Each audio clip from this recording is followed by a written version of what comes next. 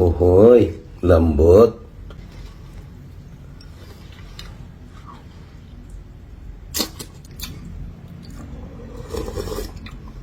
Wow.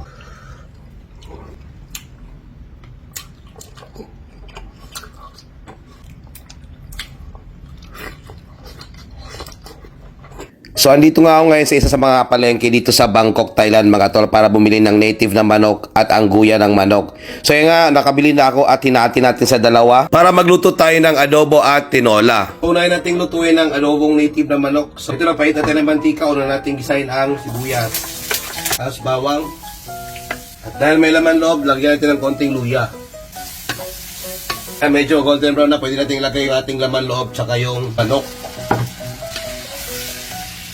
So ito lang, inabsorb muna natin yung tubig at pinaglangis muna natin mga tol bago tinalagyan ng soy sauce. Pamintang buo. Pao ng laurel. Kunting sili. May kagat na anghang. Kunting tubig. Tapos antayin lang natin hanggang sa matuyo siya mga tol. Ayan sa kalagitnaan, bago siya matuyo mga tol, lalagyan natin yung suka. So, haluin natin ito after 5 minutes.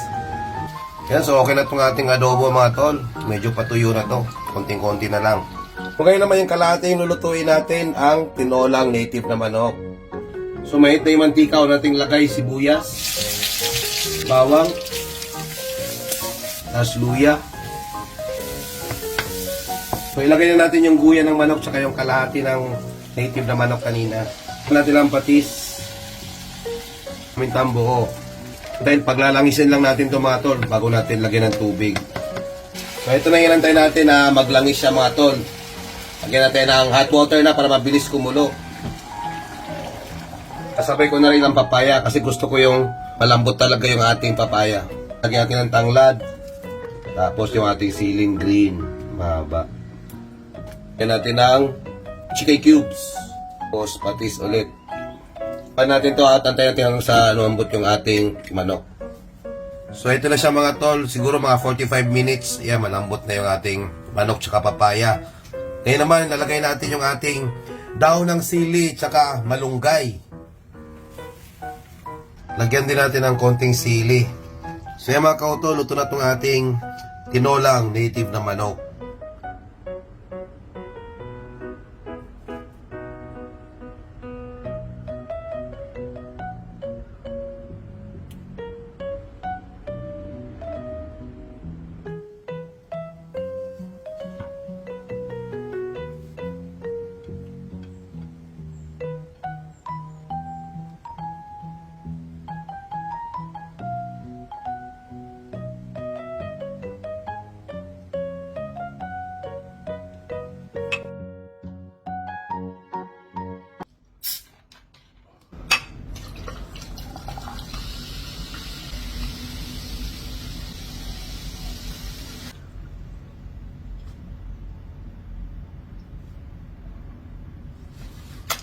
Yan, so sana may fooding kayo dyan mga kautol para masabay yung kumain. Tara, kain tayo.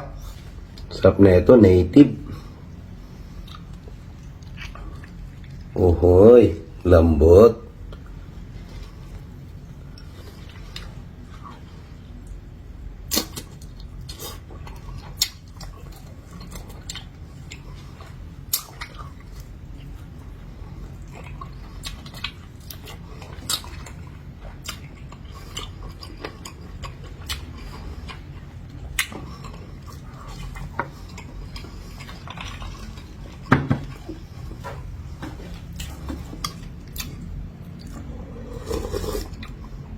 Wow, panalo yung sabaw. So, adobo natin, mamantika. Grabe ito.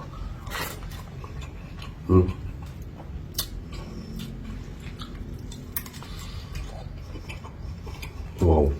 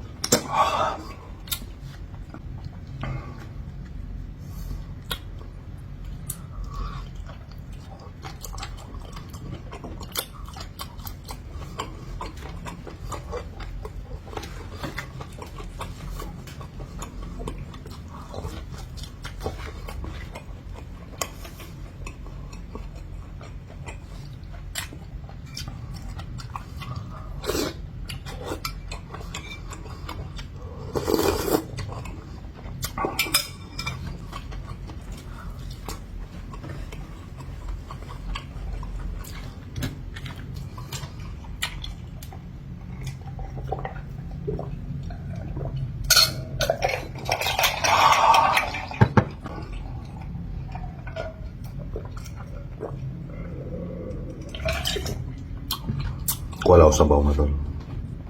Konti na lang yung kanin mga tol, kaya binawasan ko na yung ulam natin.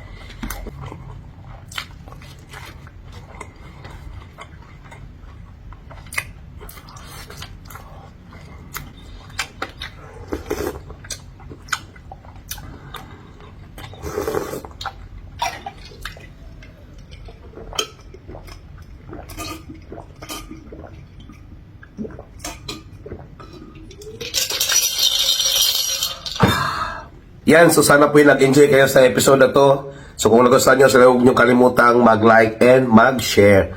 At kung bago lang po kayo sa aking page at sa aking channel, please don't forget to like, follow, and share ang Kauton Mukbang sa ating Facebook page and Tolboy Mukbang sa ating YouTube channel and TikTok account.